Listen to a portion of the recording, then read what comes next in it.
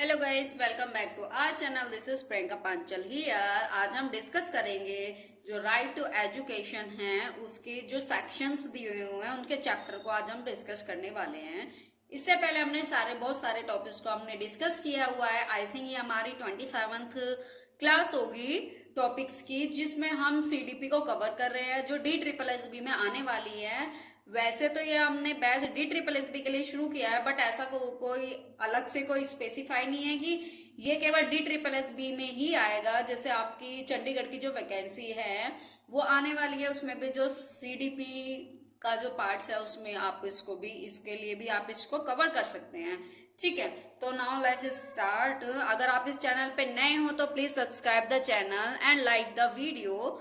तो हम डिस्कस करेंगे चैप्टर फर्स्ट जो आरटी राइट टू एजुकेशन है। पहले तो ये क्या होता है, ये राइट टू एजुकेशन 2009 के नाम से ये फेमस है, मतलब जिसमें फ्री एंड कंपल्सरी एजुकेशन के लिए बात की गई है। ठीक है, जिसमें फ्री एंड कंपल्सरी एजुकेशन के लिए बात की गई है। और जो ये कब से लागू हुआ था, 1 अप्रैल 2010। ईयर्स में थोड़ा ध्यान रखना, 2010। ये आरटी 2009 से इसको हम जानते हैं, बट ये इसको लागू हुआ था 2010 में हुआ था। ठीक है, now let's start the chapter first में क्या बताया गया है जो राइट टू एजुकेशन, इसका मीनिंग के बारे में इसको डिस्कस किया गया है। ठीक है, और जो इसके अंदर जो सेक्शन आते हैं, धारा फर्स्ट और धारा सेकंड, मतलब सेक्शन फर्स्ट और सेक्शन सेकंड आते हैं। जो सेक्शन फर्स्ट है इसमें बताया गया है जो कंपलसरी जो एजुकेशन है उसका right to education, compulsory education, उसके बारे में बताया गया है। जो आपको पता है कि ये जम्मू कश्मीर को छोड़कर पूरे इंडिया में इसको लागू किया गया है। जो धारा सेकंड है इसमें जो पिछड़े वर्ग के जो बालक है उनकी शिक्षा, जैसे डिप्राइव बच्चे होते हैं SC ST OBC, उनकी शिक्षा के बारे में बात की गई है। फिर आता है जो चैप्टर सेकंड। ये चैप्टर सेकंड में आपका सेक्शन 3, सेक्शन 4, सेक्शन 5 आता है। जो चैप्टर सेकंड है इसमें बालक की शिक्षा का अधिकार कि बच्चे की जो right to education of children के बारे में इसमें बात की गई है। बालक की शिक्षा का अधिकार किसमें, चैप्टर सेकंड में। अब चैप्टर सेकंड में जो सेक्शन है 3 आता है जिसमें फ्री एंड कंपल्सरी एजुकेशन के लिए बात की गई है। सेक्शन 4 में आयु के अनुसार क्लास में एंट्री, फॉर आयु के मतलब कि अगर बच्चा कोई 6 साल का बच्चा है तो उसको अकॉर्डिंग टू द एज उसको क्या करेंगे, क्लास फर्स्ट में ही उसका एडमिशन देंगे। ये नहीं है कि क्लास थर्ड में दे दिया, क्लास फोर्थ में दे दिया। जैसे कि आपको पता है कि 6 ईयर का बच्चा क्लास फर्स्ट में आ जाता है, तो अकॉर्डिंग टू द एज क्या होगा, क्लास में उसको एंट्री मिलेगी। नेक्स्ट है सेक्शन 5। तो उसमें क्या है कि कोई बच्चा अगर कोई स्कूल को क्लास छोड़ है तो उसको स्कूल छोड़ के किसी दूसरे स्कूल में जाना है तो उसको वहां से TC मिलेगा, माइग्रेशन मिलेगा, उसको माइग्रेशन देने का, उसको माइग्रेशन दिया जाएगा। इसमें बात की गई, किसमें, सेक्शन 5 में इसमें बात की गई है। फिर आता है चैप्टर 3। चैप्टर 3 में ड्यूटीज ऑफ पेरेंट्स की क्या क्या ड्यूटीज हैं, उनका क्या काम है, मतलब कि अपने बच्चों को क्या स्कूल भेजना डेली टाइम से, तो इसमें ये बात की गई है। अब जो चैप्टर 3 है इसमें धारा मतलब सेक्शन 6 और section 7, section 8, section 10 and section 11 इसमें आएंगे। तो सेक्शन 6 में क्या किया है, सेक्शन 6 में क्या आता है, जो NVS है, नवोदय विद्यालय स्कूल जो है, नवीन विद्यालय की स्थापना की गई, सेक्शन इसमें इसके अंदर आता है।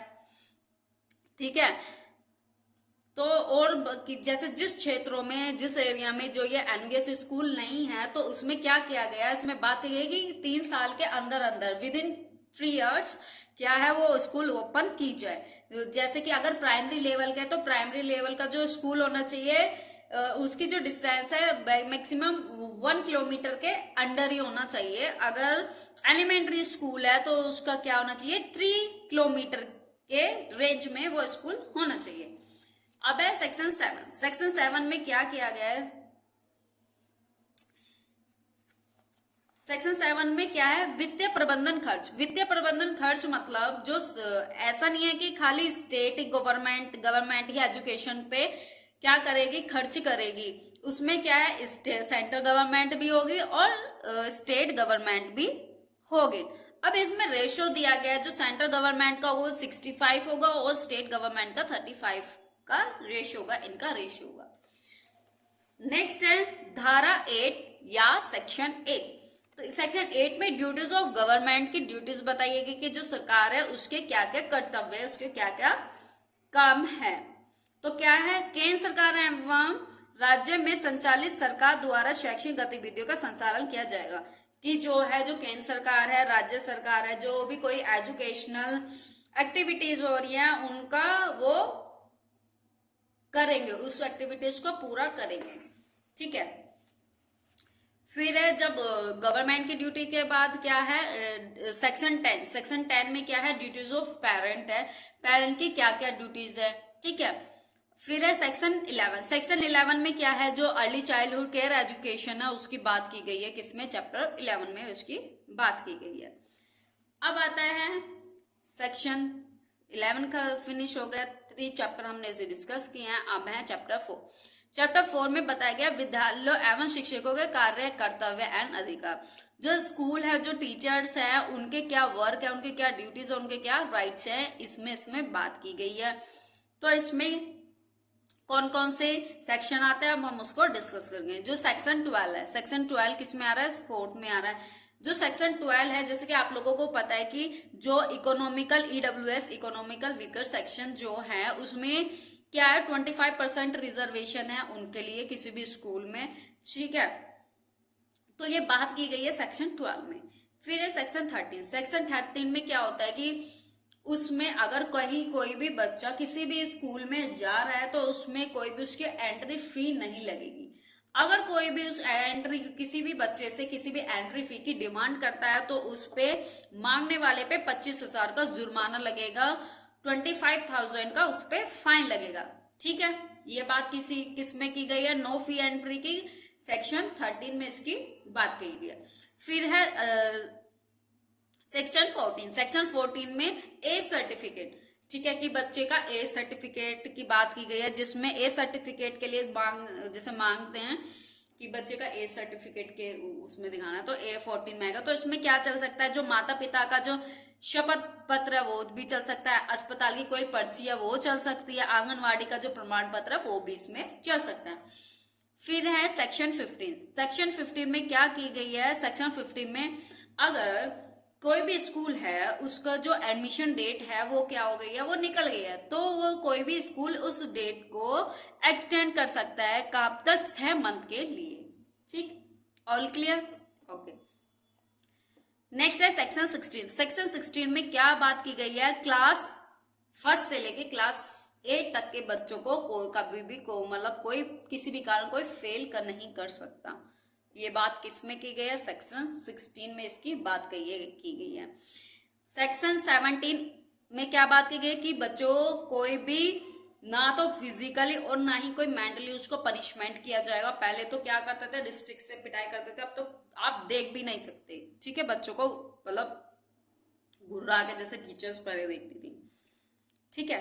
फिर है सेक्शन 18। सेक्शन 18 में क्या बात, सेक्शन 18 में बात की गई है विद्यालयों की मान्यता, कि इस कौन से विद्यालयों को क्या उसको मान्यता प्राप्त है। ठीक है, इनसे क्वेश्चन डायरेक्ट आते हैं आर्टिकल से, तो इसको ऐसे इजीली नहीं लीजिएगा। ठीक है। फिर है धारा 19। धारा 19 में क्या है, रूल्स ऑफ स्कूल, स्कूल के रूल्स के बारे में डिस्कस किए गए हैं, जैसे कि जो 1st से 5th क्लास तक के लिए कितने डेज है, कितने आवर्स है, सब के बारे में बात की गई है। तो ये क्या है, क्लास 1st से 5th तक के लिए जो एक वीक में जो टीचिंग आवर्स है आप लोगों को पता है वो 45 आवर्स हैं। अगर हम वहीं पे 1st से 8th क्लास तक की बात करें, एक मतलब कि 1 वीक में कितने टीचिंग आवर्स होंगे, 48 आवर्स होंगे। ठीक है। 1st से 5th क्लास तक के लिए 1 ईयर में कितने डेज होंगे, 200 डेज होंगे। अगर वहीं हम 1st से 8th तक के लिए बात करें, 1 ईयर में कितने डेज होंगे, 220 डेज होंगे। और 1st से 5th तक के लिए अगर हम ईयर्स में आवर्स की बात करें, पहले हमने वीकली बात की थी यहाँ पे, अगर हम 1 ईयर में आवर्स की बात करें तो 800 आवर्स होंगे। और वहीं पे हम फर्स्ट से 8 क्लास के लिए बात करें तो 1000 आवर्स होंगे, ठीक है। और फर्स्ट से 5th तक की क्लास के लिए जो एक दिन में कितने घंटे बच्चों को पढ़ाया जाएगा, एक दिन में बच्चों को कितना घंटे पढ़ाया जाए फर्स्ट से 5th क्लास तक के बच्चों को, तो वो है 4 आवर्स। और वहीं फर्स्ट से 8 तक के लिए क्या है, 4.5 घंटे, 4.5 आवर्स, ठीक है। फिर है सेक्शन 20। सेक्शन क्या है, अनुसूची में परिवर्तन केंद्र सरकार द्वारा, कि अगर किसी भी अनुसूची में कोई परिवर्तन करना है वो केंद्र सरकार में कर सकती है, आर्टिकल 21 में सॉरी। फिर है आर्टिकल 21 में एसएमसी। एसएमसी का मतलब क्या है, स्कूल मैनेजमेंट कमेटी। क्या है, स्कूल मैनेजमेंट कमिटी, ठीक, स्कूल मैनेजमेंट कमिटी, ये आर्टिकल 21 में है। जो ये स्कूल मैनेजमेंट कमेटी है, सबसे पहले जो इसकी अनाउंसमेंट है 2009 में इसकी अनाउंसमेंट की गई थी, बट राजस्थान में सबसे पहले इसको 2011 में संचालित किया गया था। संचालित से मीन उस पे वर्क किया गया था। जो एसएमसी है इसमें total numbers of member present में 16 है, बट उससे पहले कितने हुआ करते थे, 15 हुआ करते थे, ठीक है। तो क्या है, जिसमें 75% क्या होंगे, अभिभावक होंगे, और अभिभावक का 50% उसमें क्या होगी, विमेंस होगी। एक सचिव होगा, 2 वार्ड पंच होंगे, वार्ड 2 क्या होंगे, एक वार्ड पंच होगा और एक शिक्षक शास्त्री होगा, एक शिक्षक या शिक्षिका होगी। फिर है धारा 22, इसमें क्या है, एसडीपी, स्कूल डेवलपमेंट प्लान। क्या है इसकी फुल फॉर्म, ये फुल फॉर्म भी आती है, स्कूल डेवलपमेंट प्लान। अब स्कूल डेवलपमेंट प्लान की इसमें बात की गई है। फिर है सेक्शन 23। सेक्शन 23 में जो टीचर्स है वो क्वालिफिकेशन ऑफ टीचर्स की क्वालिफिकेशन के बारे में बात की गई है कि टीचर्स की क्या क्या क्वालिफिकेशन होनी चाहिए। फिर सेक्शन 24 में ड्यूटीज ऑफ टीचर्स। सेक्शन 24 में क्या है, ड्यूटीज ऑफ टीचर्स की क्या क्या ड्यूटीज है। फिर आता है सेक्शन 25 में क्या है, पीपल टीचर रेशियो। अब पीपल टीचर की क्या रेशियो होनी चाहिए, जैसे कि 30:1, ठीक है, 30 स्टूडेंट पे 1 टीचर होना चाहिए, इस तरीके से वो बात की इसमें की गई है सेक्शन 25 में। फिर आता है 26, रिक्त पदों को भरना। जो भी वैकेंसी निकलती है टीचर्स की, जो भी खाली जगह उनको भरने के लिए क्या है, सेक्शन 26 है। Within 3 years fill teacher vacancy maximum 10% ही, ठीक है। तो क्या है कि जो अगर कोई भी वैकेंसी खाली है किसी भी स्कूल में, तो क्या होगा कि उसको विद इन 3 साल के अंदर अंदर उसको फिल कर देना होगा। बस ज्यादा से ज्यादा 10% ही खाली रहे, ठीक है, मैक्सिमम कितनी हो, 10% हो, इससे ज्यादा ना हो। फिर सेक्शन 27। जो सेक्शन 27 है इसमें क्या है कि ऐसा कि कोई टीचर है उसकी मतलब वो एलिजिबिलिटी को वो क्लियर नहीं कर रहा है, जैसे कि बीएड चाहिए, ग्रेजुएशन प्लस बीएड चाहिए किसी भी पोस्ट के लिए, टीजीटी के लिए, अगर उसने नहीं कर रखी है तो वो उस फॉर्म को फिल नहीं कर सकता या फिर वो एलिजिबल नहीं होगा। तो नो एजुकेशनल टीचर को क्या होगा, कोई भी एजुकेशन टीचर नहीं है तो उसकी में नियुक्ति नहीं होगी, ठीक है। आर्टिकल 27 में इसकी बात की गई है। और मैं बार बार बोल रही हूँ आर्टिकल, अगर गलती से बोल रही हूँ, ये सेक्शंस हैं, ठीक है, तो करेक्ट कर लीजिएगा। जो सेक्शन 28 है, 28 में बात की गई है कि कोई भी टीचर है, जैसे हम गवर्नमेंट टीचर लगते हैं तो हमें कोई भी हम ऐसा नहीं, हम ये नहीं कर सकते कि हम स्कूल में भी जा रहे हैं एज ए गवर्नमेंट टीचर है और फिर हम घर पे आके कहीं पे भी किसी प्राइवेट ट्यूशन दे रहे हैं, तो ये गलत है, ठीक है, प्राइवेट ट्यूशन नहीं दे सकते। अब है चैप्टर 5 में बात की गई है जो प्रारंभिक शिक्षा है एवं पाठ्यक्रम, उसके पाठ्यक्रम की।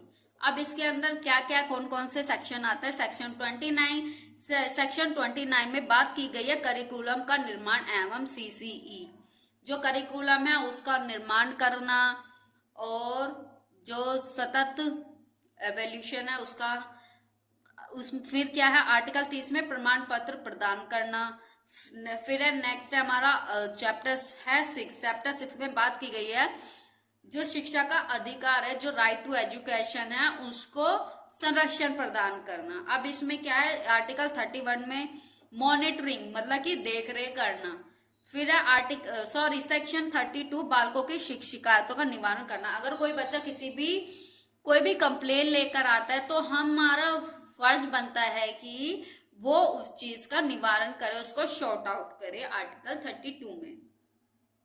फिर है चैप्टर 7 में प्रकीर्ण विस्तार मतलब 35 इसमें सेक्शन आता है जिसमें एजुकेशनल प्लानिंग की गई है। तो ये आज हमने जो ये डिस्कस किया, हमने डिस्कस किए हैं आरटी एजुकेशन है, राइट टू एजुकेशन 2009 के जो सेक्शन 30 धारा है सेक्शन और चैप्टर को हमने डिस्कस किया है। इससे डायरेक्ट ही क्वेश्चन आ जाते हैं। Please read and learn this sections and chapters. ठीक है, तो हम डेली ऐसे ही क्या कर रहे हैं, टॉपिक्स को हम करते जा रहे हैं, अपना जो सिलेबस है उसको हम कवर कर रहे हैं। ठीक है, please like and subscribe the channel. Take care and bye bye.